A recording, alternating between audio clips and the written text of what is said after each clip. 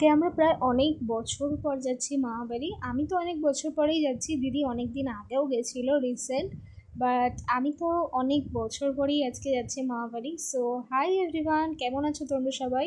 তোমরা অনেকেই জানো আমার দিদি গুজরাটে থাকে, তো গুজরাট থেকেও এখন বাড়ি এসছে। আর এখন তো আমরা প্রায় রোজই বেরাচ্ছি, এখানে ওখানে করতে করতে তো আমরা প্রায় রোজই বেরাচ্ছি। তো আমরা বেরিয়ে গেছি, আর বেরিয়ে একটা মিষ্টির দোকান থেকে মিষ্টিও তো নিয়ে নিয়েছি। আর আমাদের ট্রেন ছিল, তো ট্রেনে করে আমরা যাব, যেতে যেতে প্রায় 2 ঘন্টা মতন লাগবে। তো টুকটাক কিছু খাওয়ার জন্য আমরা নিয়ে নিয়েছিলাম এখানে বাবুজি কেক। তো তারপর আমি আর দিদি গরমের মধ্যে একটু ফ্যানের তলায় বসেছিলাম, বাট সেদিন তো প্রচুর গরম ছিল। তো দেখতে দেখতে আমরা পৌঁছেও গেছি বসিরহাট স্টেশনে। ওখান থেকে একটা টোটো ধরে প্রায় 40 মিনিট মতন যেতে লাগবে। তো এত গরমে তো প্রচুর ঘেমে গেছি, আমাদের যেতে যেতে প্রায় 12টা মতন বেজে গেছিলো।